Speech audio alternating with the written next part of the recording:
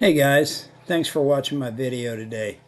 My name's Don and my channel's all about fishing after the age of 70.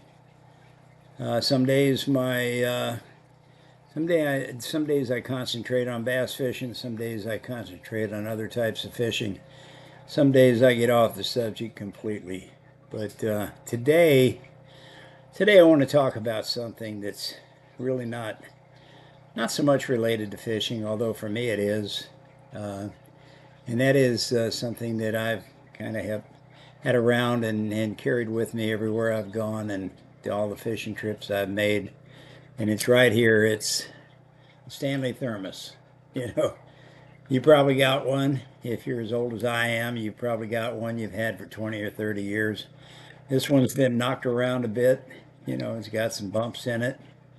And you'll see the top's actually broken.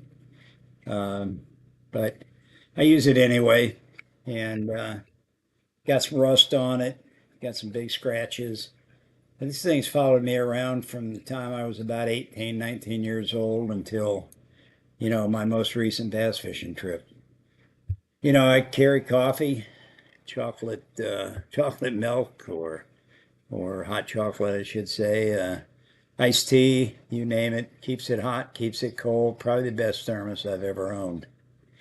But the reason I wanted to talk about that a little bit today is because I just happened to notice it the other day in the cupboard, and it reminded me of an incident that happened many, many years ago. And it didn't involve me; it involved my father and his fishing partner. Now, my dad was a big guy. He died at a pretty early age, young age. He was only 54 years old. But before he passed away, he'd fish every day. It didn't matter to him if it was spring, summer, winter, fall, didn't matter. But he had a fishing partner, and that fishing partner was this tall, gangly looking guy named Joe Horvath. And Joe was a great fishing partner because he kind of let, my dad make all the decisions and do all the talking, and he just kind of went along for the ride. But he was a funny guy too, and a lot of people said the two of them made you think of, uh, the old Jackie Gleason series where it was Jackie Gleason and his buddy Norton who worked in the sewer. And in many ways, they really kind of even resembled him. My dad was a big guy, probably 250, 260, 6'1", 6'2". At least when we were growing up, he seemed like a huge guy, big guy. And he was known for not taking a lot of crap from anybody. So, he was one of those guys. He didn't say a lot, but he never backed down from a fight. And he grew up and he learned how to fight mainly because of my grandfather. But he was a pretty good boxer at one time, and he knew how to take care of himself. But anyway, the two of them used to go fishing literally every day. They both worked at BF Goodrich. They'd get off 2 o'clock in the afternoon, and they'd head out to the lake 2:30, 3 o'clock, and they'd fish basically till dark. So in the spring, summer, and fall, you could stay out till 7:30, 8 o'clock, 8:30, depending on the time of the year. And they used to love to go out and fish for bluegill. And they used to do a lot of fly fishing, but they also used to do a lot of ice fishing. And the two of them were just inseparable. But there was one occasion where they went to they might have been ice fishing. I don't really remember, but anyway, they went fishing, and when they were done, there was a bar right alongside the boat ramp, and I think it was called the Anchor Inn. And I remember going there a few times, when I was older. I went there a few times with my dad, but they used to stop a lot of times after they were fishing all day. They'd stop in, have a beer before they headed for home.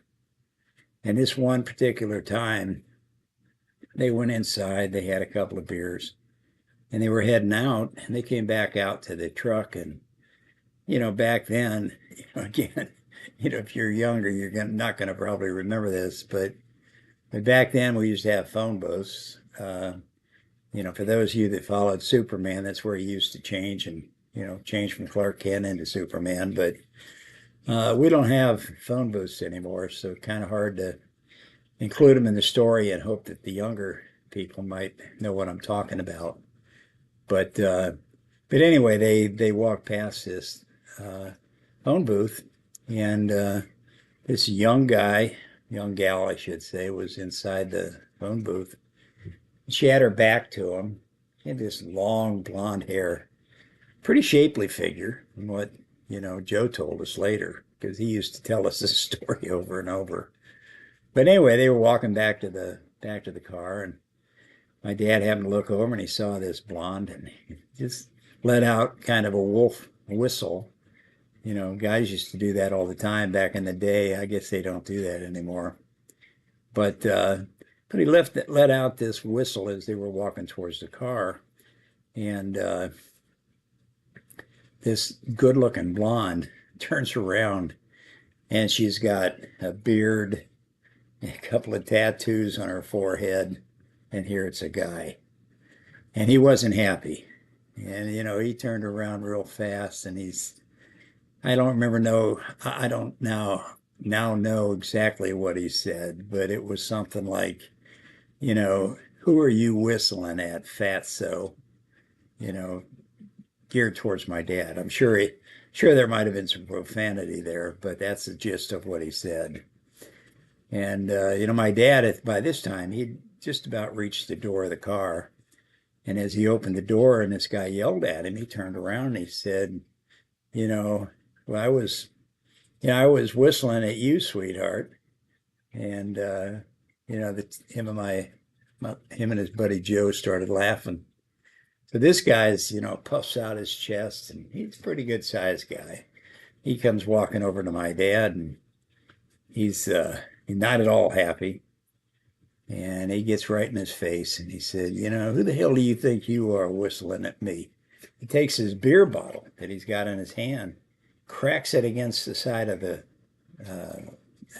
car door, breaks it open, and he starts towards my dad's with his broken beer bottle.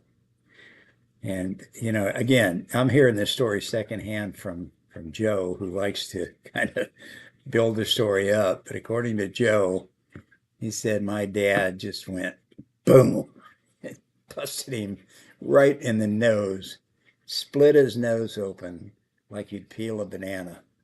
Joe said he never seen a nose literally disappear when my dad hit this guy, and blood went everywhere. And this guy, he's dropping the beer bottle and holding his face and starting to scream out. About this time, he's got a buddy that's coming from another direction, and my dad doesn't even see him, and he's coming right at my dad. And Joe runs around the back of the car. He grabs his trusty old Stanley Thermos, and he walks up behind this guy and cold cocks him with the Stanley Thermos. So now there's two guys laying on the ground, both of them moaning and groaning. The one guy's face is covered in blood. Joe says, let's get in the car and get the hell out of here. And they did. And they drove off. They had a great laugh. And that story has been told and retold 100 times. But, if anything, it does kind of teach you a lesson. And, my dad and Joe, Gleason and Norton would have had a real tough time in today's world telling men from women and women from men. But back in those days, you didn't see a lot of long-haired blonde men. And, it made for a really good story.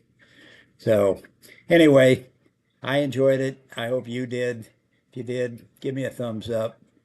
Thanks for watching my channel. And maybe you've had a similar instance, or you you've heard similar stories about your dad or maybe your uncle.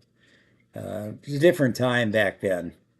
We probably go to jail for doing something like that today, but back then, that's how men settled disputes. And it's a pretty funny story. So subscribe to the channel, and I wish you well. Have a great afternoon or a great evening. Thanks for tuning in.